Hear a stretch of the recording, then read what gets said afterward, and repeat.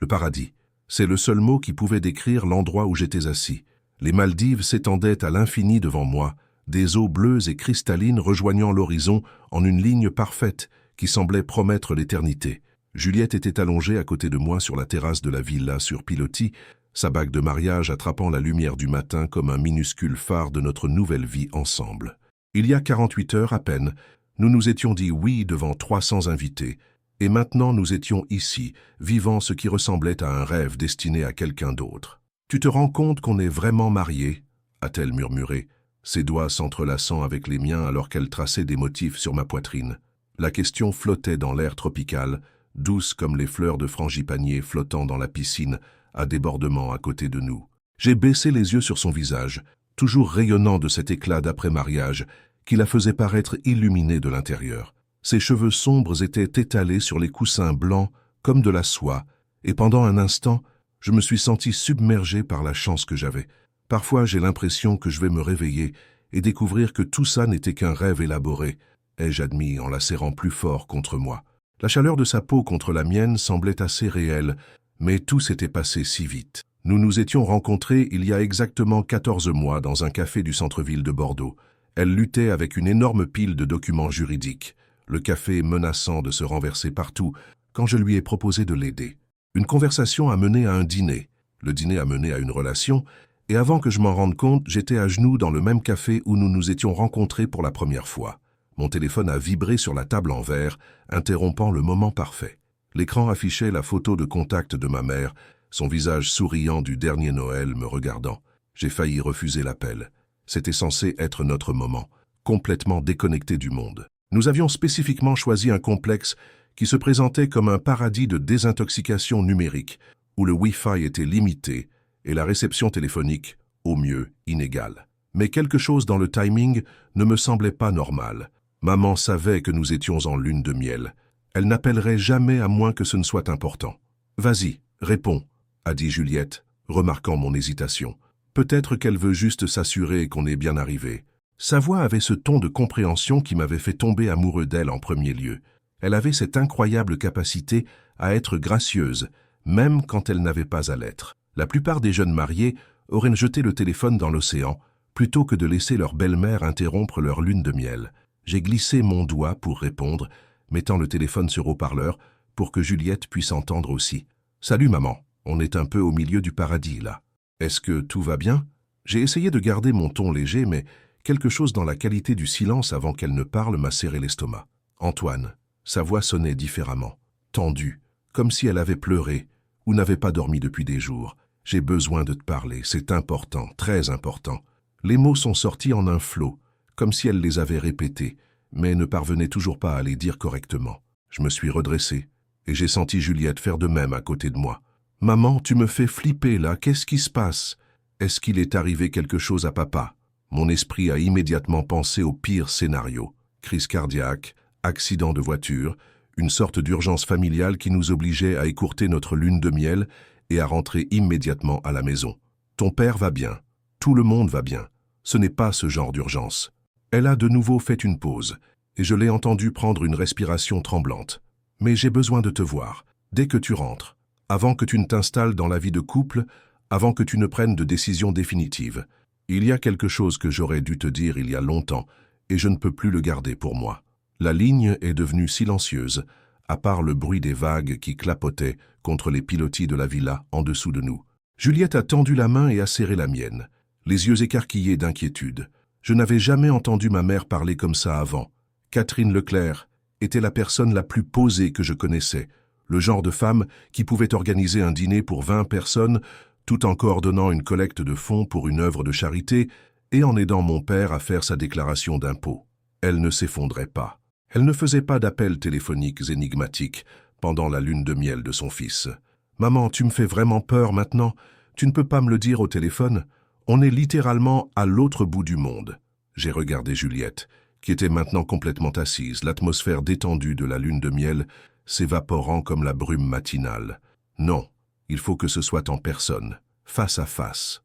Je porte ce secret depuis trop longtemps, et il me ronge de l'intérieur. J'ai pensé que je pourrais l'emporter dans ma tombe, mais te voir si heureux au mariage, sachant ce que je sais, Sa voix s'est brisée complètement. « Promets-moi juste que tu viendras me voir le jour de ton retour. N'allez pas d'abord à votre appartement. Ne déballez pas vos affaires. Ne faites rien d'autre. Venez directement à la maison. Si vous aimez cette histoire et que vous voulez savoir ce qui se passe ensuite, assurez-vous de vous abonner à la chaîne, car cette révélation va changer tout ce que vous pensez savoir sur les secrets de famille. » Le poids de ces mots s'est abattu sur moi comme une ombre froide, en total désaccord avec le paradis tropical qui nous entourait. Quoi que ma mère ait eu besoin de me dire, c'était assez important pour risquer de ruiner notre lune de miel. Et ça me terrifiait plus que n'importe quel cauchemar que j'ai jamais eu. Le vol de retour des Maldives a semblé durer environ 3 semaines au lieu de 18 heures. Juliette et moi avons à peine parlé pendant les escales, tous les deux perdus dans nos pensées, sur ce qui pouvait être si urgent pour que ma mère interrompe notre lune de miel. Chaque scénario que j'imaginais semblait pire que le précédent. Juliette continuait de tendre la main pour me tenir la mienne, mais je pouvais sentir la tension dans sa poignée. Notre bulle parfaite de bonheur de jeunes mariés avait été complètement perforée par un seul coup de fil. « Peut-être qu'elle est malade », a suggéré doucement Juliette, pendant que nous attendions à l'aéroport de Dubaï pour notre vol de correspondance. Peut-être qu'elle a reçu un diagnostic et qu'elle ne voulait pas gâcher le mariage. Elle essayait d'être rationnelle, de trouver une explication logique qui ne bouleverserait pas complètement notre monde. Mais il y avait quelque chose dans la voix de ma mère qui allait au-delà de la maladie ou des mauvaises nouvelles. C'était le son de la culpabilité, une culpabilité profonde, corrosive, qui rongeait depuis des années. J'ai secoué la tête, fixant le tableau des départs sans vraiment le voir. « Tu n'as pas entendu comment elle parlait, Juliette. Ce n'était pas sa santé. C'était quelque chose qu'elle a caché, quelque chose sur nous, sur notre mariage. » Les mots me semblaient lourds dans la bouche, comme si je prononçais une malédiction rien qu'en reconnaissant la possibilité. La voiture de location ressemblait à un corbillard, alors que nous traversions les rues familières de Bordeaux. Tout semblait exactement pareil que lorsque nous étions partis pour notre lune de miel il y a 5 jours, mais d'une manière ou d'une autre, tout semblait différent maintenant. Comme si je voyais ma ville natale à travers un filtre de malheur imminent. Le café où Juliette et moi nous étions rencontrés semblait plus petit que dans mes souvenirs. Le parc où je l'avais demandé en mariage semblait moins magique. Même notre appartement, où nous avions prévu de commencer notre nouvelle vie ensemble, semblait d'une certaine manière sinistre sous la lumière de l'après-midi. « Je devrais probablement venir avec toi », a dit Juliette alors que je me garais sur le parking de notre immeuble. Nous avions convenu que je la déposerais d'abord, la laisserais s'installer et déballer ses affaires pendant que j'irais affronter la révélation que ma mère portait. Mais maintenant que nous étions là, l'idée de faire face à ça seule me semblait accablante. « Non », ai-je dit, probablement trop vite. Elle a spécifiquement demandé à me voir seule. Quoi que ce soit, elle veut me le dire à moi en premier. J'ai tendu la main et j'ai caressé le visage de Juliette, essayant de me souvenir de son apparence à ce moment-là, heureuse, confiante et complètement inconsciente que notre monde était peut-être sur le point d'imploser. « Je t'aime. Quoi que ma mère ait à dire, quel que soit le drame familial fou que ça s'avère être, ça ne changera pas. » Elle a souri et s'est penchée sur mon toucher. « Je t'aime aussi. Et quoi que ce soit, on s'en occupera ensemble. C'est ça le mariage, non? Des partenaires contre le monde entier. » La confiance dans sa voix m'a serré la poitrine. Elle n'avait aucune idée de ce dans quoi nous étions sur le point d'entrer. Le trajet jusqu'à la maison de mon enfance a duré exactement 12 minutes, un itinéraire que je pouvais parcourir les yeux bandés après 28 ans de ce voyage. Mais aujourd'hui, chaque point de repère familier me semblait être un compte à rebours avant une sorte d'exécution.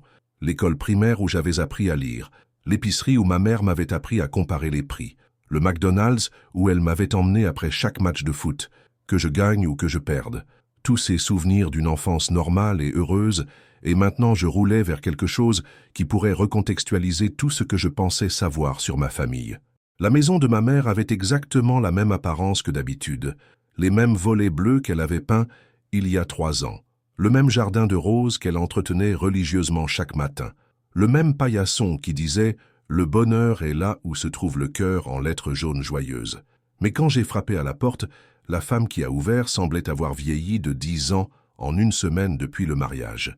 Catherine Leclerc avait toujours été le genre de personne qui avait l'air soignée même lorsqu'elle jardinait ou faisait le ménage. Aujourd'hui, ses cheveux n'étaient pas lavés et tirés en une queue de cheval en bataille. Ses yeux étaient rougis et gonflés, comme si elle avait pleuré par intermittence pendant des jours. Elle portait un vieux pull que je me souvenais avoir vu quand j'étais au lycée, le genre de vêtements confortables que les gens portent lorsqu'ils se préparent au combat. « Antoine !» a-t-elle soufflé en tendant les bras pour me serrer dans ses bras. Son étreinte était désespérée, comme si elle essayait de s'accrocher à quelque chose qui était sur le point de s'échapper à jamais. « Merci d'être venu. Je sais que ça doit te sembler fou d'interrompre ta lune de miel comme ça.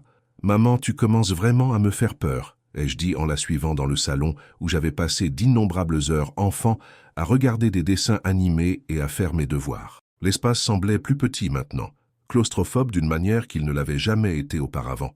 Elle m'a fait signe de m'asseoir sur le canapé pendant qu'elle restait debout, faisant les 100 pas devant la cheminée comme si elle répétait un discours. « Il faut que tu comprennes quelque chose avant que je te dise ce que j'ai à te dire, » a-t-elle commencé, sa voix tremblante. « Tout ce que j'ai fait, chaque décision que j'ai prise, c'était parce que je t'aime, parce que je voulais te protéger, parce que je pensais que c'était la bonne chose à faire à l'époque. » Elle a cessé de faire les 100 pas et m'a regardé directement, et j'ai vu quelque chose dans ses yeux que je n'avais jamais vu auparavant. Une terreur pure, non falsifiée. « Tu tournes en rond, maman. Dis-moi juste ce qui se passe. Quel secret pourrait être si terrible que tu as dû ruiner notre lune de miel pour me le dire ?» Je devenais frustré maintenant, fatigué de la mise en scène dramatique, quel que soit le squelette familial qu'elle avait découvert dans un vieil album photo ou un document juridique. Il ne pouvait pas être pire que les scénarios que mon imagination avait imaginés au cours des 5 derniers jours. Elle a pris une grande inspiration, le genre que les gens prennent avant de sauter d'une falaise. « Antoine, il y a quelque chose à propos de Juliette que tu ne sais pas. Quelque chose à propos de sa famille que j'aurais dû te dire avant le mariage. Quelque chose que j'aurais dû te dire le premier jour où tu l'as ramenée à la maison. » Ses mains tremblaient maintenant, et elle a agrippé le dossier du fauteuil pour se stabiliser. Mon sang s'est transformé en eau glacée dans mes veines. Il ne s'agissait pas d'un parent éloigné ou de problèmes financiers familiaux. Il s'agissait de Juliette, de ma femme, de la femme avec qui je venais de promettre de passer le reste de ma vie. Qu'est-ce qu'il y a à propos de Juliette? Les mots sont sortis comme un murmure à peine audible. Ma mère a fermé les yeux, comme si elle ne pouvait pas supporter de me regarder pendant qu'elle parlait. Le père de Juliette n'est pas celui qu'elle pense qu'il est. Sa mère a eu une liaison il y a 28 ans, à peu près au moment où Juliette a été conçue. Une liaison avec quelqu'un que Juliette n'a jamais rencontré, quelqu'un dont elle ne sait même pas qu'il existe. Elle a ouvert les yeux et m'a regardé directement, et j'ai vu tout mon monde sur le point de s'effondrer dans son expression. « Antoine, le père biologique de Juliette est ton père. Juliette est ta demi-sœur. » Les mots m'ont frappé comme un coup physique, comme si quelqu'un venait de me donner un coup de poing dans l'estomac et de me couper le souffle. Pendant un instant, je ne pouvais plus respirer, plus penser, plus assimiler ce que ma mère venait de dire. Le salon autour de moi a semblé s'incliner et se brouiller, comme si je le regardais à travers de l'eau ou du verre épais. Ça ne pouvait pas être réel, ça ne pouvait pas arriver. Non, le mot est sorti plat, sans émotion, comme si mon cerveau avait simplement rejeté l'information et essayait de redémarrer. Non, ce n'est pas possible. Tu te trompes. Tu dois te tromper. Je me suis levé du canapé si vite que j'ai failli perdre l'équilibre, le sang qui me montait à la tête, faisant tout tourner.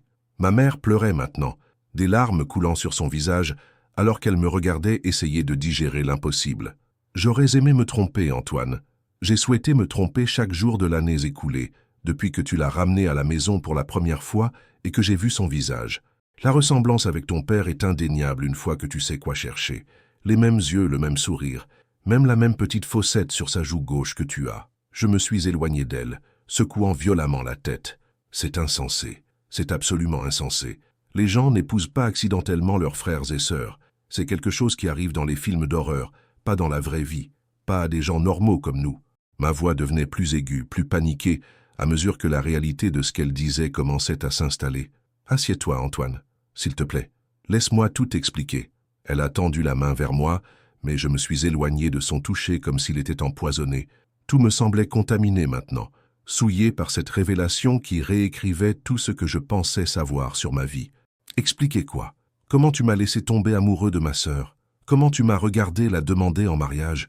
Comment tu t'es assise dans cette église la semaine dernière et nous as regardé nous marier sans dire un seul mot? Je criais maintenant, toute la confusion et la terreur se transformant en rage. Comment as-tu pu laisser cela arriver? Comment as-tu pu ne pas me le dire? Elle a tressailli comme si je l'avais giflée. Parce que je n'en savais pas plus que ça. Parce que la mère de Juliette m'a juré que la liaison n'avait pas abouti à une grossesse. Parce que je pensais que je protégeais tout le monde en gardant le silence sur quelque chose qui s'était passé il y a des décennies. Sa propre voix montait maintenant, le désespoir transpirant à travers chaque mot. Je me suis effondré sur le canapé, mes jambes cédant sous le poids total de la situation qui s'est abattue sur moi. Oh mon Dieu, Juliette. Juliette ne sait pas. Elle n'a aucune idée. La pensée de ma femme, ma belle et innocente femme qui était probablement à la maison en ce moment en train de déballer nos vêtements de lune de miel et de planifier notre avenir ensemble, m'a donné la nausée. C'est pour ça que je devais te le dire maintenant, avant que tu ne t'installes dans la vie de couple, avant que tu ne prennes de décision définitive sur les enfants ou l'achat d'une maison ensemble. Ce secret me tuait, Antoine. Chaque fois que je vous regardais tous les deux ensemble, tout ce à quoi je pouvais penser, c'était la vérité que je cachais. Ma mère s'est assise en face de moi, son visage masqué par la culpabilité et l'angoisse. Des enfants. Le mot a échappé de mes lèvres comme un halètement. Juliette et moi avions parlé de fonder une famille bientôt. Elle voulait des enfants tout de suite. Elle regardait des berceaux et des prénoms de bébés avant même le mariage. La pensée de ce que nous aurions pu faire sans le savoir, des complications génétiques que nous aurions pu créer, a fait monter la bile dans ma gorge. « Dis-moi tout », ai-je dit, ma voix creuse et mécanique. « Dis-moi exactement comment tu sais ça. Parle-moi de la liaison. Dis-moi pourquoi tu es si sûr. Si ma vie devait être détruite, j'avais besoin de comprendre exactement comment et pourquoi. » Ma mère a pris une grande inspiration, le genre de personne qui frissonne, et a commencé à parler, sa voix à peine au-dessus d'un murmure. C'était en 1995. Ton père travaillait dans le bâtiment, prenant toutes les heures supplémentaires qu'il pouvait obtenir parce que nous essayions d'économiser de l'argent pour acheter cette maison.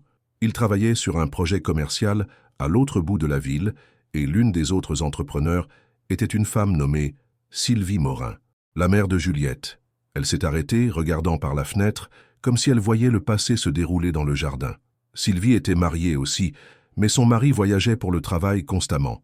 Elle et ton père ont commencé à parler pendant les pauses, puis à se retrouver pour un café après le travail, puis elle a laissé la phrase en suspens, mais je n'avais pas besoin qu'elle l'explique. La liaison avait progressé exactement comme toutes les liaisons dans l'histoire du monde. « Combien de temps ça a duré ?» ai-je demandé, surpris par le calme de ma voix. J'avais l'impression de flotter en dehors de mon corps, de regarder quelqu'un d'autre avoir cette conversation. 3 mois. Ça s'est terminé lorsque le projet de construction s'est terminé et qu'ils ne se sont plus vus. Ton père m'a tout avoué environ 6 mois plus tard, quand la culpabilité est devenue trop lourde à porter pour lui. On est allé en thérapie, on a travaillé dessus, on est resté ensemble. Elle m'a regardé directement maintenant, et je pouvais voir les années de douleur et de pardon écrites dans les rides autour de ses yeux. Mais Sylvie était enceinte, ai-je dit, les morceaux s'emboîtant dans mon esprit comme un puzzle horrible. Sylvie était enceinte, mais elle a dit à ton père que ce n'était pas le sien. Elle a dit que le timing était mauvais, que ça devait être le bébé de son mari. Ton père l'a cru parce qu'il voulait la croire. Nous l'avons tous les deux cru. C'était plus facile d'accepter cette histoire que de faire face à l'alternative. La voix de ma mère devenait de plus en plus petite, comme si elle disparaissait en elle-même. La pièce a semblé se refermer sur moi. 28 ans de mensonges, de coïncidences, d'un secret qui se cachait à la vue de tous. Quand as-tu compris? Quand as-tu su avec certitude? La première fois que tu as ramené Juliette à la maison pour dîner. Au moment où elle a franchi cette porte, j'ai su. Elle a les yeux de ton père, Antoine. Exactement ses yeux. Et quand elle a souri, la voix de ma mère s'est complètement brisée. C'était comme voir ton père jeune. J'ai su tout de suite, mais j'espérais que je me trompais. J'ai prié pour que je me trompe. Appuyez sur « j'aime » si vous n'arrivez pas à croire ce qui se passe en ce moment, car cette histoire est sur le point de devenir encore plus compliquée. J'avais l'impression que toute mon identité s'effritait, que tout ce que je pensais savoir sur moi-même et ma famille avait été construit sur une fondation de mensonges. Juliette, ma belle femme qui m'attendait à la maison, n'avait aucune idée que notre mariage n'était pas seulement erroné, mais illégal, et d'une manière ou d'une autre, j'allais devoir trouver un moyen de le lui dire. Je suis resté assis dans ma voiture devant la maison de ma mère pendant presque 1 heure après être parti, mes mains agrippant le volant si fort que mes jointures étaient devenues blanches. Le moteur tournait, mais je ne pouvais pas me résoudre à mettre la voiture en marche. Où étais-je censé aller? Comment étais-je censé faire face à Juliette alors que tout notre lien venait d'être révélé comme un mensonge? Comment étais-je censé faire semblant que rien n'avait changé alors que tout avait changé? Mon téléphone a vibré avec un texto de Juliette. « Comment ça s'est passé avec ta maman? Tout va bien? Je fais tes pâtes préférées pour le dîner. Je t'aime. » La normalité décontractée du message m'a retourné l'estomac. Elle était à la maison en ce moment. fredonnant probablement en cuisinant, planifiant notre soirée ensemble, complètement inconsciente que tout notre mariage était un cauchemar génétique. Au lieu de rentrer chez moi, je me suis retrouvé à conduire vers le seul endroit où je pouvais penser clairement, la bibliothèque municipale. C'était bizarre, presque surréaliste, de faire des recherches sur ma propre vie comme si j'écrivais un devoir d'université. Mais j'avais besoin de faits, j'avais besoin de preuves, j'avais besoin de savoir avec une certitude absolue que ma mère ne s'était pas trompée d'une manière ou d'une autre avant de détruire nos deux vies avec cette information. La section de généalogie était nichée dans un coin tranquille du 3e étage, entourée de livres de références poussiéreux et de machines à microfilm qui semblaient n'avoir pas été utilisées depuis les années 1990. J'ai commencé par les bases, les certificats de naissance, les registres de mariage, tout ce qui pourrait me donner des informations concrètes sur la filiation de Juliette. Mais Sylvie Morin avait été intelligente. Le certificat de naissance de Juliette indiquait le mari de Sylvie comme étant le père, tout comme des milliers d'autres certificats de naissance où la vérité biologique ne correspondait pas à la documentation légale. J'ai passé 3 heures à recouper les dates, essayant de reconstituer une chronologie qui confirmerait ou réfuterait l'histoire de ma mère. Le projet de construction où mon père avait travaillé s'est déroulé de mars à juin 1995. Juliette était née en janvier 1996, ce qui signifie qu'elle aurait été conçue en avril. Le timing était parfait ou parfaitement horrible, selon la façon dont on le voyait. Mon téléphone n'arrêtait pas de vibrer avec des textes de plus en plus inquiets de la part de Juliette. « Tu t'es perdu, le dîner est en train de refroidir. Antoine, tu commences à m'inquiéter. S'il te plaît, envoie-moi juste un texto pour me dire que tu vas bien. J'appelle ta mère si je n'ai pas de tes nouvelles dans l'heure. » Chaque message était comme un couteau qui se tordait dans ma poitrine. Elle s'inquiétait pour moi pendant que j'étais en train de rassembler des preuves que notre histoire d'amour était en fait une histoire d'horreur génétique. J'ai finalement trouvé ce que je cherchais dans les archives du Bordeaux Business Journal, un petit article de juin 1995 sur l'achèvement du centre médical Morin, un projet de construction commerciale qui avait employé des dizaines d'entrepreneurs locaux. Il y avait même une photo de groupe de l'équipe de construction, et là, debout au dernier rang, portant un casque de chantier et un gilet de sécurité, se tenait mon père, jeune, souriant, complètement inconscient que sa vie était sur le point de devenir infiniment plus compliquée. Mais les photos et les chronologies n'étaient pas suffisantes. J'avais besoin d'une preuve génétique, quelque chose de concret qui confirmerait ce cauchemar ou me permettrait de rentrer chez ma femme avec la conscience tranquille.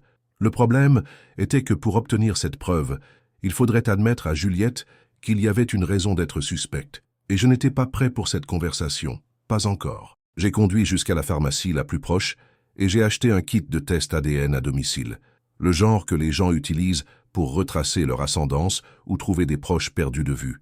L'ironie ne m'a pas échappé.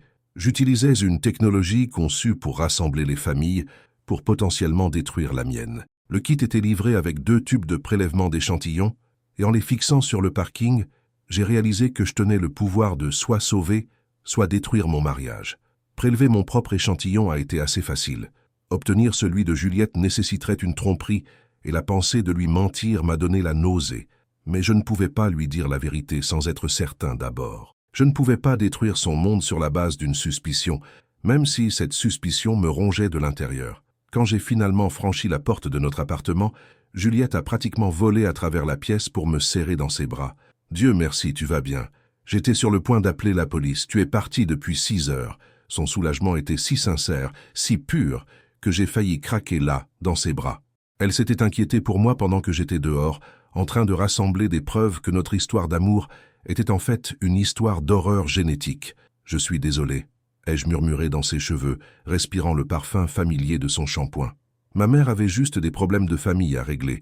Rien de grave, juste compliqué. Le mensonge avait un goût amer dans ma bouche, mais je me suis forcé à sourire quand elle s'est reculée pour regarder mon visage. « Eh bien, quoi que ce soit, tu as l'air épuisé. Allez, viens dîner et tu pourras tout me raconter. » Elle a pris ma main et m'a conduit vers la cuisine, où elle avait mis la table avec notre belle vaisselle et allumé des bougies, comme si c'était une fête au lieu d'être potentiellement notre dernière soirée normale ensemble. Nous avons mangé dans un silence relatif, Juliette bavardant sur sa journée et ses projets de redécoration de l'appartement, maintenant que nous vivions officiellement ensemble en tant que couple marié. Chaque mot qu'elle prononçait était comme un poids supplémentaire ajouté à la culpabilité écrasante que je portais. Elle planifiait notre avenir, pendant que je planifiais comment potentiellement y mettre fin. Après le dîner, je me suis porté volontaire pour faire la vaisselle, pendant que Juliette prenait une douche. C'était ma chance. J'ai soigneusement recueilli quelques mèches de ses cheveux de sa brosse, les scellant dans l'un des tubes de test, avec des mains qui tremblaient si fort que je pouvais à peine tenir le récipient stable. Chaque mèche était comme une preuve dans un crime que je n'avais pas l'intention de commettre. Cette nuit-là, allongé dans mon lit à côté de ma femme, j'ai fixé le plafond et j'ai essayé d'imaginer ce que je ferais si le test revenait positif. Est-ce que je le lui dirais immédiatement? Est-ce que j'essaierais de faire annuler le mariage discrètement? Est-ce que je partirais de la ville et recommencerais ailleurs où personne ne connaissait notre histoire? Chaque scénario auquel je pouvais penser se terminait avec Juliette me détestant, et je ne pouvais pas supporter l'idée de la perdre, même si la garder signifiait vivre un mensonge. Le kit de test ADN est resté sur mon bureau au travail pendant 3 jours avant que je ne trouve finalement le courage de l'envoyer au laboratoire. Je portais le secret comme un poids de plomb dans ma poitrine, faisant les gestes de la vie normale, alors que tout en moi criait que rien ne serait plus jamais normal. Juliette avait commencé à poser des questions sur mon humeur, se demandant pourquoi je semblais si distant et distrait. Je trouvais des excuses sur le stress du travail et l'adaptation à la vie de couple, mais je pouvais voir l'inquiétude grandir dans ses yeux. Le laboratoire avait promis des résultats dans 7 à 10 jours ouvrables, ce qui signifiait que j'avais au moins une semaine pour comprendre comment gérer la vérité qui s'en venait. Mais je ne pouvais pas attendre aussi longtemps pour commencer à obtenir des réponses. Il y avait trop de pièces de ce puzzle qui n'avaient pas de sens, trop de questions auxquelles une seule personne pouvait répondre. J'avais besoin de parler à mon père. Papa travaillait dans la même entreprise de construction où il était employé depuis plus de 30 ans, la même entreprise où il avait rencontré Sylvie Morin en 1995. Je ne lui avais jamais rendu visite au travail auparavant. Je n'avais jamais eu de raison de me présenter au complexe tentaculaire d'entrepôts et de bureaux du quartier industriel de la ville. Mais aujourd'hui, j'avais besoin de voir l'endroit où ma vie avait été inconsciemment mise sur cette trajectoire de collision. La réceptionniste, une femme aimable dans la cinquantaine, m'a dirigé vers le bureau de gestion de projet où papa passait la plupart de son temps ces jours-ci. Il avait gravi les échelons, du travail manuel à la supervision de grandes constructions commerciales, et son bureau reflétait ce succès. Des photos de bâtiments achevés tapissèrent les murs, ainsi que des prix de sécurité et des certificats de reconnaissance de divers clients. Antoine, il avait l'air sincèrement surpris et heureux de me voir, se levant de derrière son bureau pour me donner une de ces étreintes d'ours à briser les os. « Qu'est-ce qui t'amène dans mon humble coin du monde de la construction? Tu ne devrais pas être encore en mode lune de miel ?» Son sourire était si sincère, si complètement exempt de culpabilité ou de conscience, que pendant un instant je me suis presque convaincu que ma mère s'était trompée sur tout. « On est rentré il y a quelques jours, » ai-je dit, m'installant dans la chaise en face de son bureau. Le bureau a soudainement semblé trop petit, trop chaud, comme si tout l'oxygène avait été aspiré de la pièce. En fait, je voulais te parler de quelque chose que maman m'a dit. Le changement dans son expression a été subtil mais immédiat. Son sourire n'a pas complètement disparu, mais quelque chose a changé derrière ses yeux, une méfiance qui n'était pas là quelques instants auparavant. « Qu'est-ce que ta mère t'a dit ?» Sa voix était soigneusement neutre, mais je pouvais entendre la tension en dessous. J'avais répété cette conversation une douzaine de fois dans ma tête, mais maintenant que j'étais réellement assise ici, tous mes mots planifiés ont disparu. Elle m'a parlé de Sylvie Morin, de ce qui s'est passé en 1995. Les mots me semblaient énormes et maladroits dans ma bouche, comme s'ils étaient trop grands pour l'espace entre nous. Le visage de papa est devenu complètement blanc. Toute la couleur s'en est vidée, comme si quelqu'un avait tiré sur un bouchon. Il s'est effondré dans sa chaise, ses mains agrippant les accoudoirs si fort que je pouvais voir ses jointures devenir blanches.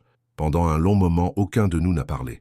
Le seul son dans la pièce était le bruit lointain des équipements de construction et le bourdonnement des lumières fluorescentes au-dessus. « Nom de Dieu !» a-t-il finalement murmuré, sa voix à peine audible. « Elle te l'a vraiment dit. » Il a levé les yeux vers moi avec des yeux qui étaient soudainement des années plus vieux, alourdis par une culpabilité et un regret que je n'avais jamais vus auparavant. Je n'ai jamais pensé qu'elle te le dirait vraiment. On avait convenu qu'il valait mieux ne pas réveiller le chat qui dort. Papa, s'il te plaît, dis-moi qu'elle se trompe. S'il te plaît, dis-moi que la fille de Sylvie Morin n'est pas aussi ta fille. Je me suis penché en avant sur ma chaise, désespéré qu'il se mette à rire, et m'explique comment ma mère avait confondu des dates ou des personnes, ou quelque chose, n'importe quoi, qui ferait disparaître ce cauchemar. Au lieu de cela, il a mis sa tête dans ses mains et a pris une grande inspiration. Je ne sais pas, Antoine. Sincèrement, je ne sais pas. Sylvie m'a dit que le bébé n'était pas le mien, que le timing était mauvais, que ça devait être celui de son mari. Je voulais la croire. Mon Dieu, je voulais la croire plus que je n'avais jamais voulu croire quoi que ce soit dans ma vie. Mais tu avais des doutes, ai-je dit, lisant l'aveu dans sa posture. J'avais des doutes, a-t-il admis en levant les yeux vers moi avec des yeux rougis. Le timing n'était pas mauvais, loin de là. Sylvie essayait de protéger toutes les personnes impliquées, y compris moi en affirmant que le bébé appartenait à son mari. Mais je me suis toujours demandé, pendant 28 ans, je me suis demandé s'il y avait une enfant quelque part qui était biologiquement la mienne. La pièce a semblé tourner autour de moi. Et tu n'as jamais essayé de le découvrir? Tu n'as jamais essayé de contacter Sylvie ou de voir le bébé? Ma voix devenait plus forte, la colère commençant à percer le choc et l'incrédulité. Qu'étais-je censé faire, Antoine? Détruire 2 mariages et 3 familles sur la base d'une suspicion? Sylvie a clairement fait savoir qu'elle ne voulait plus rien avoir à faire avec moi après la fin de la liaison. Elle voulait faire comme si ça n'était jamais arrivé, et je n'étais pas en position de contester cette décision. Il s'est levé et a marché jusqu'à la fenêtre, regardant le chantier en contrebas. Ta mère et moi essayions de reconstruire notre mariage. La dernière chose dont nous avions besoin était un rappel constant de ma trahison. Un rappel constant, ai-je répété lentement. Papa, ce rappel constant vient d'épouser ton fils.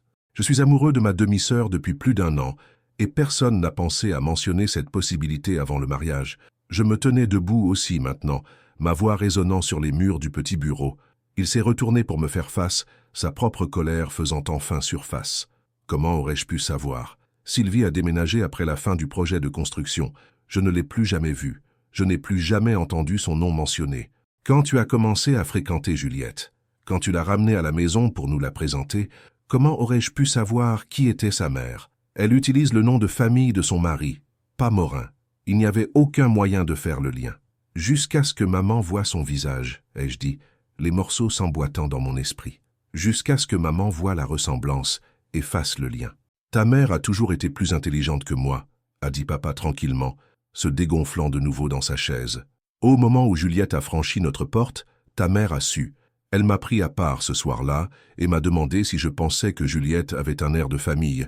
Quand j'ai réalisé ce qu'elle suggérait, il a laissé la phrase en suspens, secouant la tête. Vous saviez tous les deux depuis presque 1 an et vous n'avez rien dit, ai-je dit, ma voix plate et sans émotion. Vous m'avez regardé tomber plus profondément amoureux d'elle. Vous m'avez regardé la demander en mariage. Vous m'avez accompagné jusqu'à l'hôtel de mon mariage, sachant que je pourrais être en train d'épouser ma sœur. Nous espérions nous tromper, a-t-il explosé, frappant la table de sa main.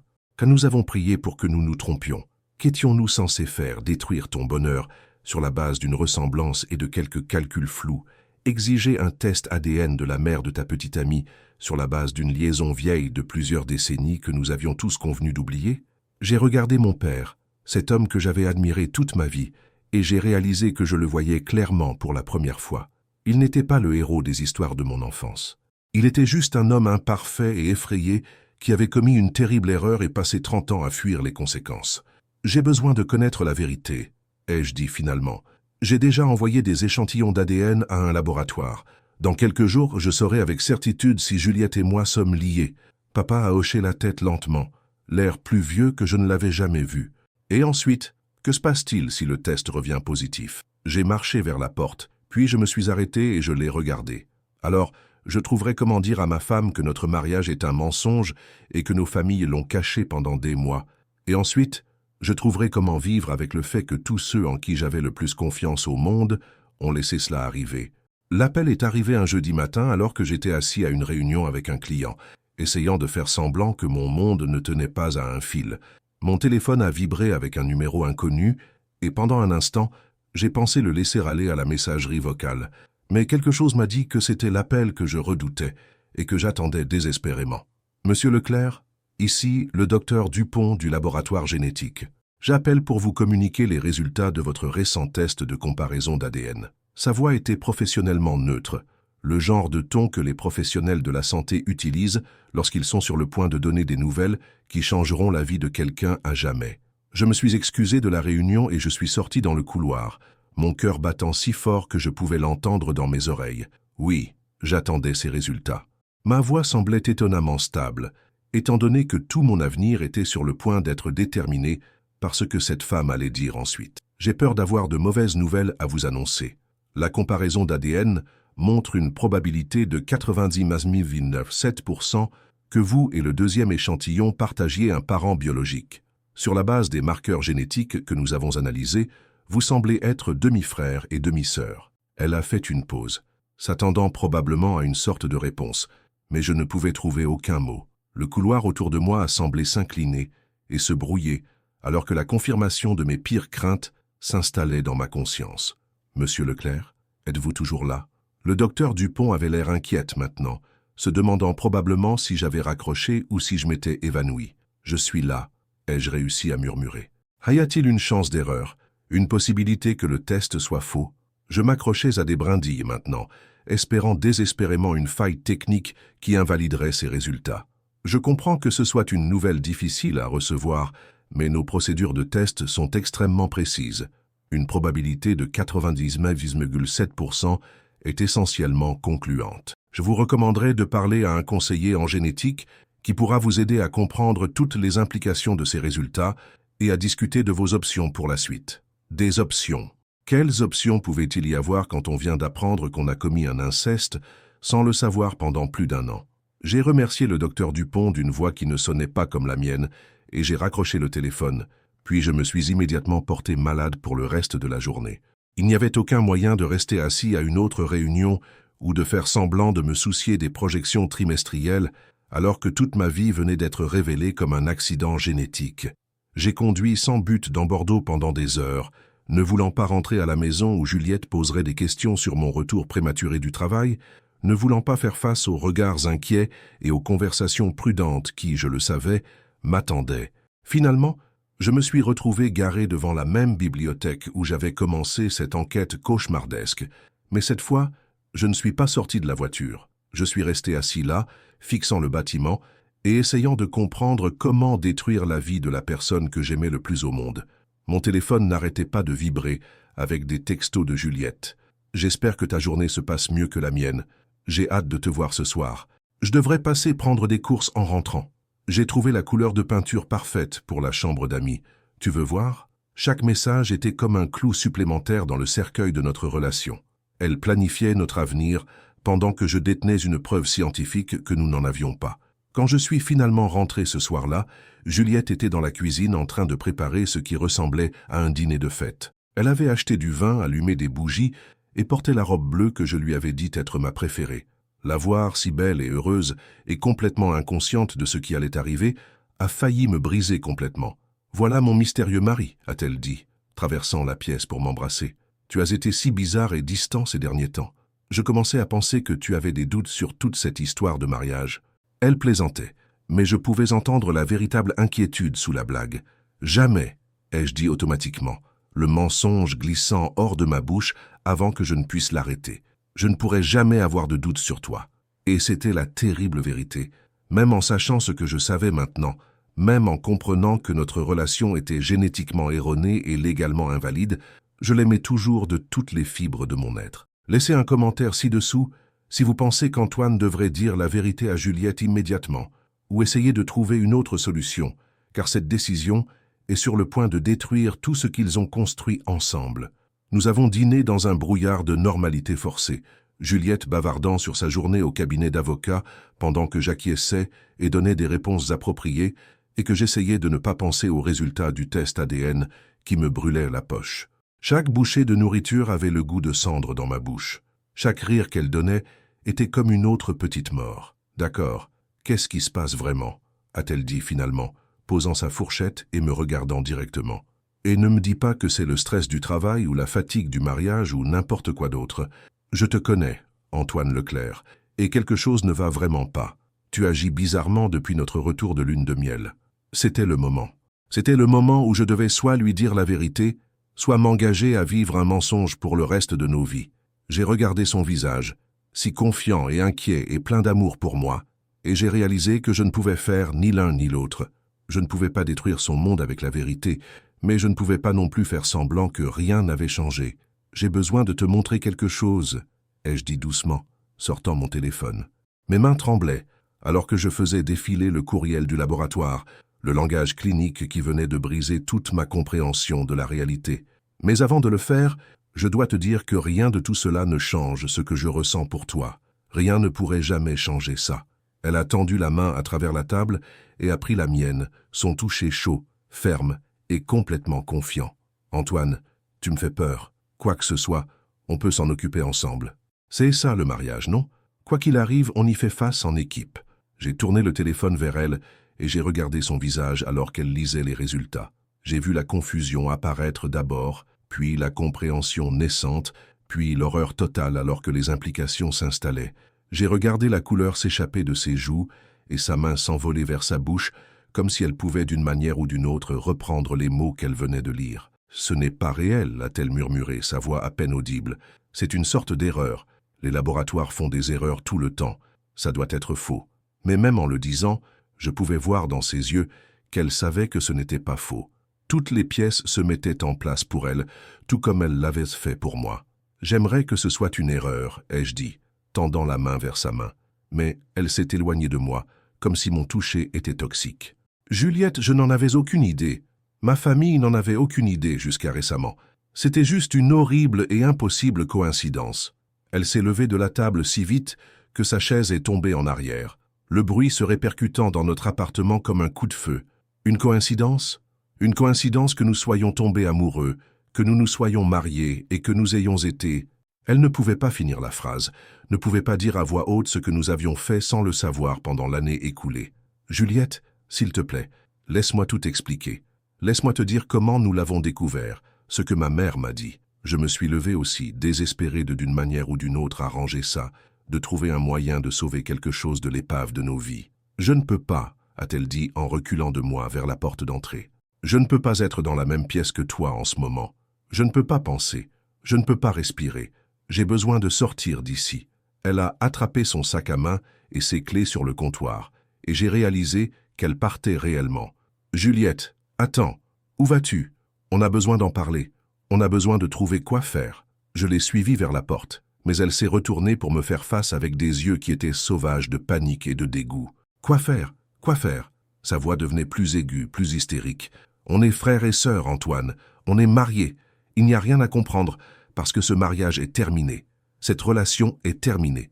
Tout entre nous est terminé. » Elle a ouvert la porte d'entrée et a couru dans le couloir, me laissant debout sur le seuil de notre appartement, regardant la seule femme que j'avais jamais aimée disparaître dans la nuit. Je n'ai pas du tout dormi cette nuit-là. Je suis resté assis sur notre canapé jusqu'à l'aube, fixant mon téléphone et attendant que Juliette m'appelle ou m'envoie un texto ou me donne un signe qu'elle allait bien. L'appartement semblait immense sans elle, chaque pièce résonnant de souvenirs de notre vie ensemble qui semblaient maintenant souillés et faux. Vers 3 heures du matin, je me suis retrouvé à parcourir nos photos de mariage, essayant de comprendre comment quelque chose qui avait semblé si juste pouvait être si fondamentalement faux. Nous étions là, en train de danser à notre réception, nous regardant comme si nous avions découvert le secret du bonheur. Il y avait mon père qui m'accompagnait jusqu'à l'hôtel avec des larmes dans les yeux, sachant qu'il pourrait être en train de livrer son fils à une abomination.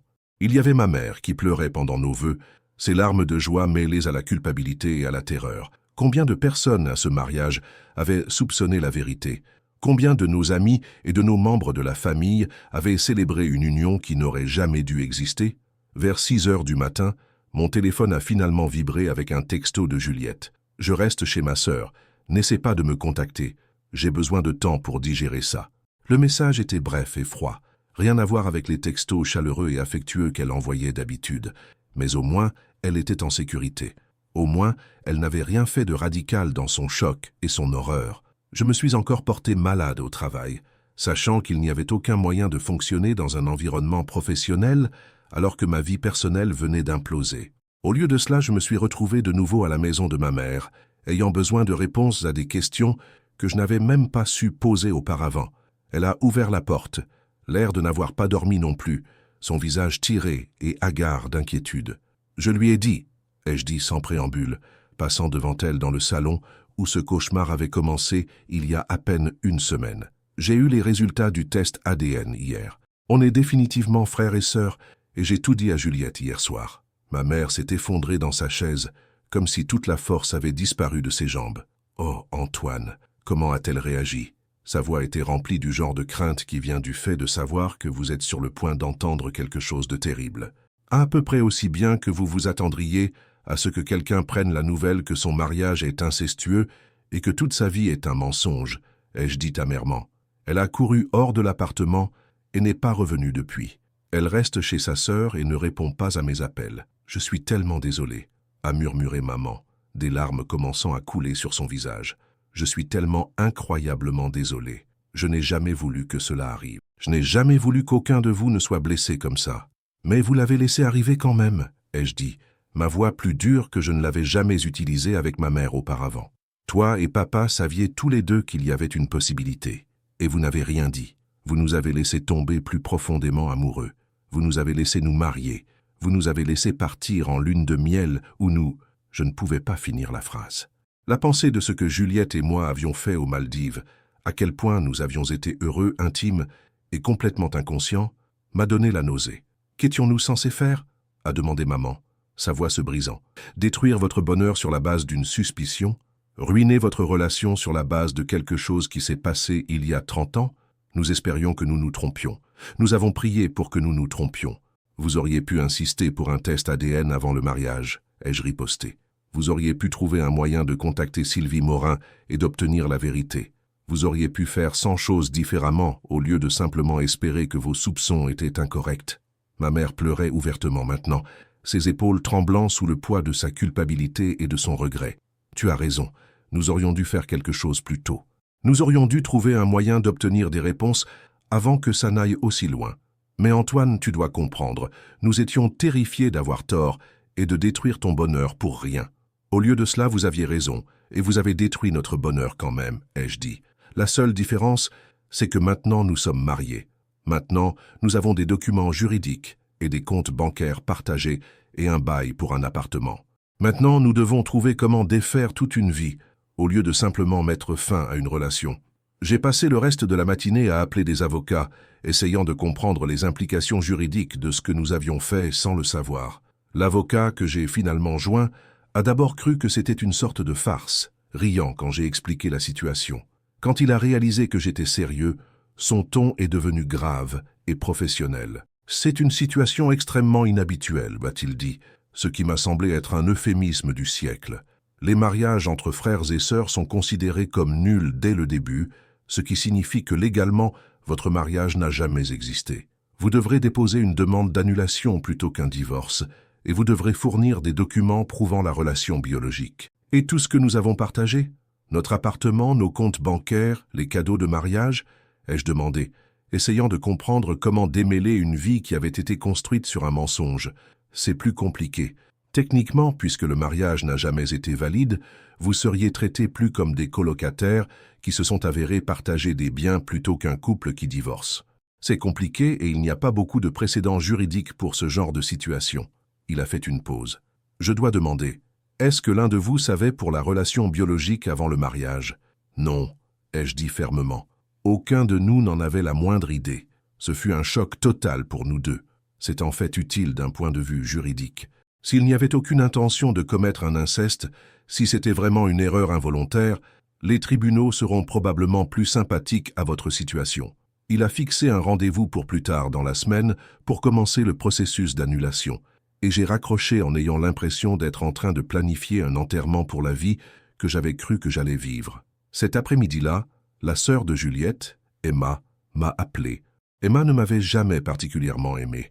Elle avait toujours pensé que Juliette était trop bien pour moi, et maintenant je comprenais que ses instincts avaient été plus justes qu'elle n'aurait pu le savoir. « Juliette m'a demandé de t'appeler », a dit Emma, sa voix froide et professionnelle. « Elle veut que tu saches qu'elle va rester chez moi indéfiniment pendant qu'elle trouve quoi faire ensuite. Elle veut aussi que tu saches qu'elle a parlé à un avocat et qu'elle va déposer une demande d'annulation dès que possible. Emma, s'il te plaît, est-ce que je peux lui parler? Juste 5 minutes? J'ai besoin qu'elle sache que rien de tout cela n'était intentionnel. J'ai besoin qu'elle sache que je l'aime et que je suis aussi dévasté par ça qu'elle l'est. » Je la suppliais pratiquement, désespéré de n'importe quelle connexion avec la femme qui avait été tout mon monde il y a à peine 24 heures. « Elle ne veut pas te parler en ce moment, Antoine. Peut-être jamais. Elle m'a demandé de te dire qu'elle a besoin de temps pour digérer ce qui s'est passé et trouver comment avancer dans sa vie. La voix d'Emma s'est légèrement adoucie. Écoute, je sais que ce n'est pas ta faute. Je sais que tu ne savais pas. Mais Juliette est complètement brisée en ce moment. Elle peut à peine sortir du lit, et encore moins avoir une conversation rationnelle sur ce qui se passe ensuite. Dis-lui que je suis désolé, ai-je dit, ma voix se brisant. Dis-lui que je reprendrai tout si je pouvais, que je donnerais n'importe quoi pour annuler toute cette situation. Je lui dirai, a dit Emma doucement. Puis la ligne est morte, me laissant seule avec l'épave de tout ce que j'avais pensé que ma vie allait être. 2 semaines ont passé dans un flou de paperasse juridique et de nuits blanches. Le processus d'annulation avançait avec l'efficacité froide du système juridique, réduisant notre mariage à une série de formulaires et de frais de dépôt. J'avais déménagé de notre appartement et je suis retourné dans ma chambre d'enfant chez mes parents, incapable de supporter de vivre entouré des souvenirs de notre vie ensemble. Chaque matin, je me réveillais en espérant que tout cela n'était qu'un cauchemar élaboré, et chaque matin, la réalité revenait s'effondrer sur moi. Juliette ne répondait toujours pas à mes appels, ni à mes textos. Selon Emma, elle avait pris un congé de son cabinet d'avocat et fonctionnait à peine. La culpabilité de savoir que j'avais détruit sans le savoir la vie de la personne que j'aimais le plus me rongeait de l'intérieur. Je ne pouvais pas manger, pas dormir, pas me concentrer sur quoi que ce soit d'autre que la boucle constante de regrets et d'auto-incrimination qui tournait dans ma tête. Le point de rupture est arrivé quand Emma m'a appelé un mardi après-midi, sa voix serrée par une colère contenue. « Antoine, il faut qu'on parle, nous tous. Cette situation est en train de tuer ma sœur, et il est temps qu'on obtienne de vraies réponses au lieu de simplement gérer les conséquences des décennies de mensonges de ta famille. Qu'est-ce que tu veux dire, nous tous ?»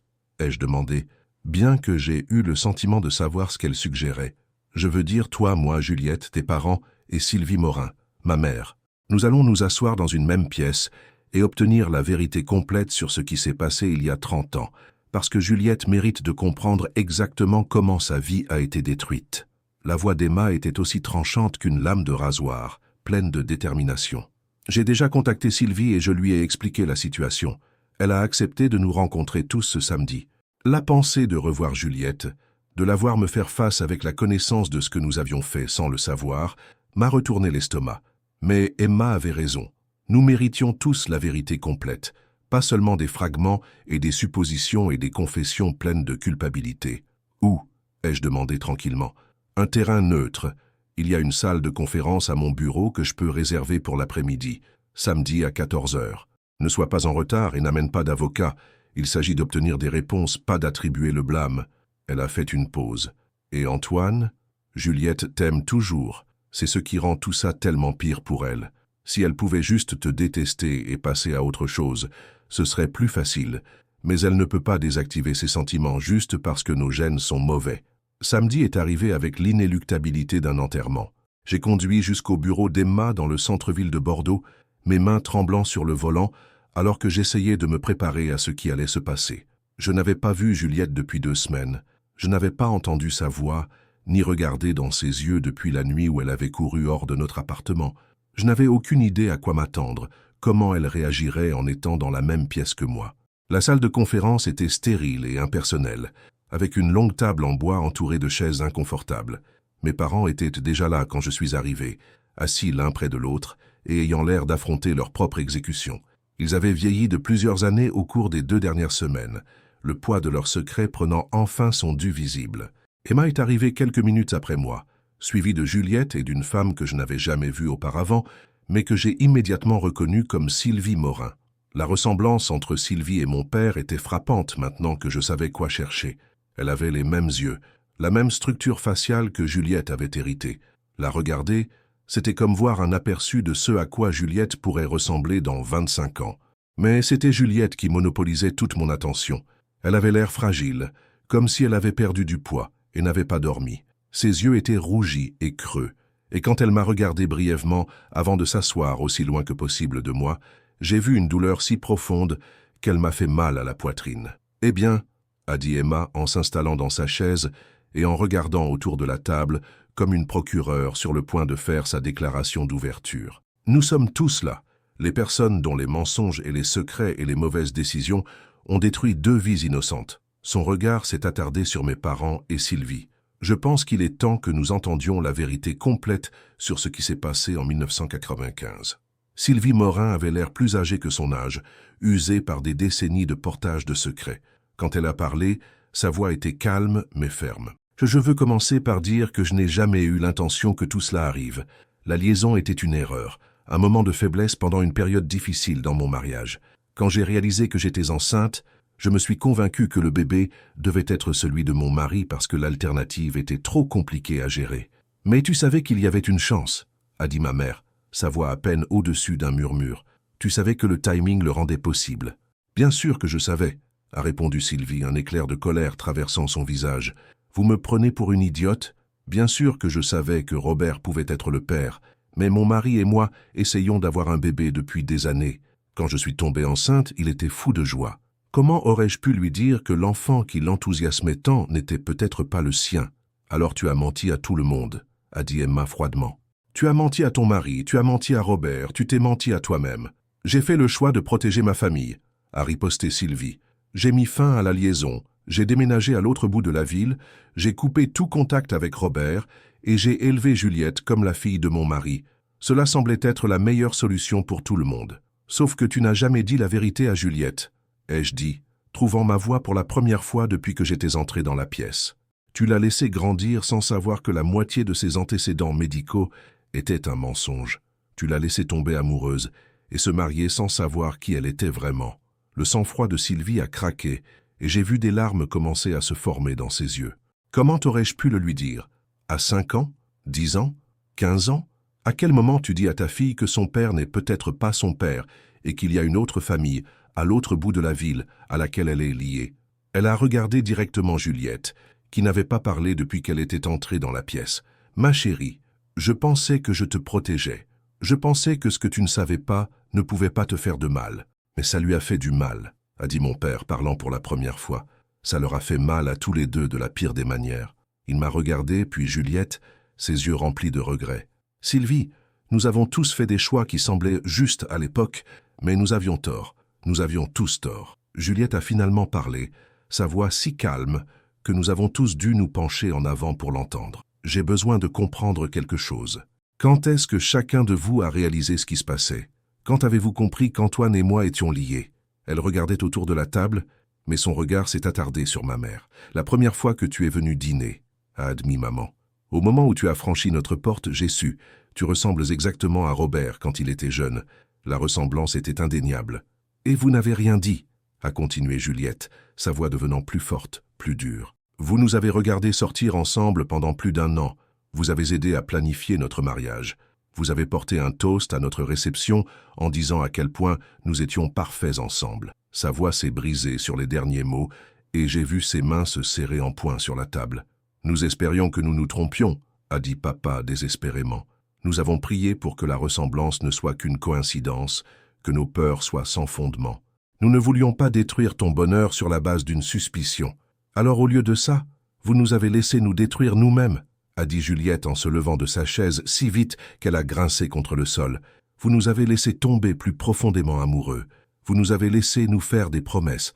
Vous nous avez laissé nous marier et partir en lune de miel où nous... » Elle ne pouvait pas finir la phrase, mais nous savions tous ce qu'elle essayait de dire. Partager ceci avec quelqu'un qui a besoin d'entendre parler des conséquences, de garder des secrets de famille, car ce qui se passe ensuite vous montrera pourquoi l'honnêteté est toujours le meilleur choix, aussi douloureuse que puisse être la vérité. La pièce est tombée dans un silence pesant, le poids de 3 décennies de mensonges et de mauvaises décisions s'abattant sur nous tous comme une force physique. « Je veux tout savoir, » a dit Juliette, sa voix ferme malgré les larmes qui coulaient sur son visage. Je veux savoir exactement quand cette liaison a eu lieu, combien de temps elle a duré et pourquoi aucun de vous n'a pensé à faire un test ADN à un moment donné au cours des 30 dernières années.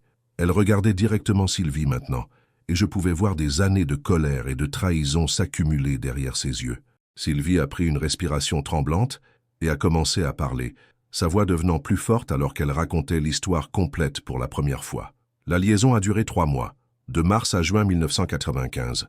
Robert et moi travaillions sur le même projet de construction et nous avons commencé à parler pendant les pauses. Il avait des problèmes à la maison, j'étais seul parce que mon mari voyageait constamment et une chose a mené à l'autre. Elle a jeté un coup d'œil à mes parents, qui fixaient tous les deux la table. Quand le projet s'est terminé, nous avons tous les deux convenu que c'était une erreur et que nous devions y mettre fin complètement. Mais ensuite, tu as découvert que tu étais enceinte, a insisté Emma, prenant des notes comme si elle construisait un dossier juridique. Je l'ai découvert en août. J'étais terrifié, mais mon mari était si excité quand je le lui ai dit. Nous essayons depuis des années, et il a vu la grossesse comme un miracle. Comment aurais-je pu lui dire que le miracle pourrait en fait être le résultat de ma liaison? La voix de Sylvie devenait plus petite, comme si elle disparaissait en elle-même. Tu aurais pu lui dire la vérité, a dit Juliette durement. Tu aurais pu être honnête au lieu de construire toute notre famille sur un mensonge. J'avais 28 ans et j'étais terrifié, a riposté Sylvie, une partie de sa colère faisant enfin surface. J'ai pris la meilleure décision que j'ai pu avec les informations que j'avais à l'époque. J'ai choisi de protéger mon mariage et de donner à mon enfant un foyer stable avec un père qui l'aimait inconditionnellement. Sauf qu'il n'était pas mon père, a dit Juliette, sa voix se brisant complètement. Pendant 28 ans, j'ai eu les mauvais antécédents médicaux. J'ai pris des décisions concernant ma santé, mon avenir, mes enfants, basées sur des informations génétiques qui étaient complètement fausses. Elle s'est tournée pour regarder mon père, et j'ai vu quelque chose changer dans son expression, une dureté qui n'avait pas été là auparavant. Et toi, tu savais qu'il y avait une chance que je sois ta fille, et tu n'as jamais essayé de me contacter, jamais essayé de faire partie de ma vie. Le sang-froid de papa a finalement craqué, et il a commencé à pleurer ouvertement. Juliette, je voulais savoir. Mon Dieu, je voulais tellement savoir. Mais Sylvie a clairement fait savoir qu'elle ne voulait rien avoir à faire avec moi après la fin de la liaison. Je n'avais aucun droit légal, aucune revendication à faire. J'étais juste l'autre homme, l'erreur que tout le monde voulait oublier. Tu aurais pu te battre pour des tests ADN, a dit Emma, ses instincts d'avocate prenant le dessus. Tu aurais pu aller au tribunal et exiger des droits de paternité. Et détruire 3 mariages en même temps, a dit maman tranquillement. Tu ne penses pas que nous avons envisagé cette option? Tu ne penses pas que nous avons passé des années à nous demander si nous devrions poursuivre la vérité? Mais quel droit avions-nous de faire exploser la famille de Sylvie sur la base d'une suspicion? Vous aviez le droit d'être un père, a dit Juliette en regardant directement mon père. Vous aviez le droit de connaître votre propre enfant, et j'avais le droit de connaître ma vraie famille. Elle a fait une pause, essuyant des larmes de son visage. Au lieu de ça, vous avez tous choisi la voie facile. Vous avez choisi d'éviter les conversations difficiles et les vérités inconfortables, et vous avez laissé Antoine et moi payer le prix de votre lâcheté. L'accusation a plané dans l'air comme une gifle physique. Je n'avais jamais entendu Juliette parler si durement. Je ne l'avais jamais vue si en colère, si blessée et si complètement trahie. La femme dont j'étais tombé amoureux était forte, gentille et pardonnante, mais la femme assise en face de moi maintenant avait été durcie par la trahison et le traumatisme en quelqu'un que je reconnaissais à peine. « Que se passe-t-il maintenant ?» ai-je demandé, brisant le silence qui s'était installé dans la pièce. « Où allons-nous à partir d'ici? Comment allons-nous tous avancer après ça ?» Juliette m'a regardé pour la première fois depuis qu'elle était entrée dans la pièce. Elle m'a vraiment regardé, et j'ai vu quelque chose dans ses yeux qui m'a brisé le cœur une fois de plus. Ce n'était pas de la colère ou du dégoût ou de la haine, c'était du chagrin. Elle me regardait comme si j'étais déjà mort, comme si elle pleurait la perte de tout ce que nous avions été ensemble. « Je ne sais pas, a-t-elle dit tranquillement. Sincèrement, je ne sais pas comment aucun de nous peut avancer après ça. Antoine, je t'aime toujours. C'est la partie la plus horrible de toute cette situation. Je ne peux pas simplement désactiver mes sentiments parce que nos gènes sont mauvais. Je ne peux pas arrêter de t'aimer, juste parce que t'aimer est maintenant impossible. » Les mots m'ont frappé comme un coup physique. J'avais espéré, prié, que quelque part dans sa colère et sa douleur, il pourrait y avoir un chemin de retour l'un vers l'autre, un moyen de sauver quelque chose de l'épave de notre relation. Mais l'entendre dire qu'elle m'aimait toujours, tout en sachant que cet amour était maintenant interdit, m'a semblé être la torture la plus cruelle imaginable. « Juliette, ai-je commencé, mais elle a levé sa main pour m'arrêter. « Non, ne dis rien. Il n'y a rien que tu puisses dire qui rendra ça meilleur. Il n'y a rien qu'aucun de nous puisse dire qui changera ce que nous sommes l'un pour l'autre. » Elle s'est levée de nouveau, ramassant son sac à main et son manteau. « Je vais terminer le processus d'annulation. Je vais retourner les cadeaux de mariage et trouver comment expliquer à nos amis pourquoi notre mariage n'a duré que 3 semaines. Et puis je vais essayer de me construire une vie qui n'inclut aucun de vous. Ma chérie, s'il te plaît, a dit Sylvie en tendant la main vers sa fille. Ne me rejette pas complètement. Je sais que j'ai fait des erreurs, mais je suis toujours ta mère. Juliette a regardé Sylvie avec une expression qui était de la glace pure. « Tu es la femme qui m'a élevée, mais tu n'es pas ma mère. Ma mère m'aurait dit la vérité. Ma mère m'aurait protégé de ça. » Elle s'est tournée vers la porte, puis s'est arrêtée et nous a regardés une dernière fois. J'espère que les secrets que vous avez tous gardés valèrent la peine de détruire 2 vies. J'espère que 30 ans de mensonges, de cachettes et de fausses semblants valèrent la peine de regarder vos enfants tomber amoureux l'un de l'autre et se marier avant que quelqu'un ne trouve le courage de dire la vérité. Et sur ces mots, elle est sortie de la salle de conférence et de ma vie, nous laissant les autres assis dans l'épave de 3 décennies de mauvaises décisions et de secrets de famille qui avaient finalement explosé de la manière la plus dévastatrice possible. 6 mois plus tard, je vivais à Marseille, travaillant pour une autre entreprise de construction et essayant de me construire une vie qui ne me rappelait pas constamment tout ce que j'avais perdu. L'annulation avait été finalisée 3 mois après notre réunion dans la salle de conférence d'Emma, effaçant officiellement notre mariage comme s'il n'avait jamais existé. Légalement, Juliette et moi n'avions jamais été mari et femme. Émotionnellement, la fin de notre relation ressemblait à une mort que je pleurais encore. J'avais essayé la thérapie, j'avais essayé de fréquenter d'autres personnes, j'avais essayé de me jeter dans le travail et les loisirs et tout ce qui pourrait me distraire de la douleur constante de son absence. Mais rien ne fonctionnait. Chaque femme que je rencontrais était inévitablement comparée à Juliette et aucune d'entre elles ne s'en rapprochait. Chaque relation semblait vide et sans signification après avoir expérimenté le genre d'amour que Juliette et moi avions partagé, même si cet amour avait été génétiquement impossible. Mes parents et moi avions lentement commencé à reconstruire notre relation, bien qu'elle ne serait jamais la même qu'avant. La confiance avait été fondamentalement brisée, pas seulement entre nous, mais dans ma compréhension de la famille, de la vérité et des gens qui sont censés vous protéger du mal. Ils avaient déménagé à Nice peu de temps après la confrontation, incapables de supporter de vivre à Bordeaux, où chaque coin de rue gardait des souvenirs de leurs échecs. J'avais entendu par l'intermédiaire d'amis communs que Juliette avait également quitté Bordeaux, prenant un emploi dans un cabinet d'avocats à Paris où elle pouvait recommencer sans constamment croiser des gens qui connaissaient notre situation. Emma m'avait dit, lors d'une brève et inconfortable conversation téléphonique, que Juliette allait mieux mais qu'elle luttait toujours avec des problèmes de confiance et n'avait aucun intérêt à fréquenter qui que ce soit. Le traumatisme de notre relation avait laissé des cicatrices sur nous deux qui ne guériraient peut-être jamais complètement. La partie la plus étrange de toute la situation était que Sylvie Morin et mon père avaient finalement commencé à se parler, essayant de surmonter leur propre culpabilité et leurs regrets concernant les choix qu'ils avaient faits il y a des décennies. Ils avaient tous les deux perdu des enfants à la suite de leur liaison et de leurs mensonges ultérieurs, et ils ont trouvé un étrange réconfort à partager leur chagrin avec la seule autre personne qui pouvait vraiment comprendre ce qu'ils traversaient. Un jeudi après-midi pluvieux de novembre, presque exactement 1 an après notre mariage, j'ai reçu un appel d'un numéro inconnu avec un indicatif régional de Paris. Pendant un instant, mon cœur s'est arrêté, pensant que peut-être Juliette avait finalement décidé de me contacter. Au lieu de cela, c'était Emma, sa voix prudente et professionnelle. « Antoine, je t'appelle parce que Juliette me l'a demandé.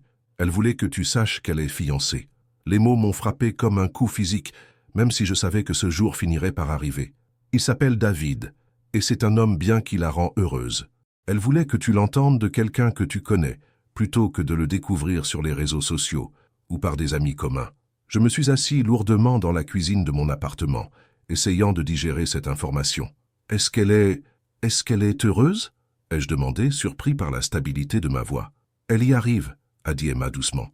Ça a été un long chemin pour elle, reconstruire sa capacité à faire confiance aux gens et à croire à nouveau en l'amour. Mais David est patient et gentil, et il est au courant de ce qui s'est passé avec toi. Il l'aide à guérir. Elle a fait une pause. Elle voulait aussi que je te dise qu'elle te pardonne. Elle nous pardonne à tous. Elle a dit que porter la colère et le ressentiment l'empêchait d'avancer. Alors elle choisit de laisser ça partir. J'ai senti des larmes commencer à me brûler les yeux. Dis-lui que je suis heureux pour elle. Dis-lui qu'elle mérite tout l'amour et le bonheur du monde et que je suis contente qu'elle ait trouvé quelqu'un qui puisse lui donner ça. J'ai pris une grande respiration. Et dis-lui que je pardonne à tout le monde aussi. Ce qui nous est arrivé était terrible, mais ce n'était la faute de personne. Nous essayons tous de faire de notre mieux dans une situation impossible. Je lui dirai, a dit Emma doucement. Et Antoine, prends soin de toi, tu mérites le bonheur aussi, même s'il est différent de ce que tu pensais qu'il serait.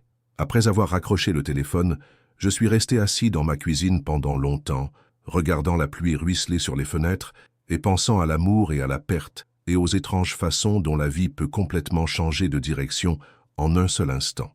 Juliette et moi nous étions aimés profondément et complètement, mais parfois l'amour ne suffit pas. Parfois les gênes, les secrets de famille et la pure malchance peuvent détruire même la connexion la plus forte entre deux personnes.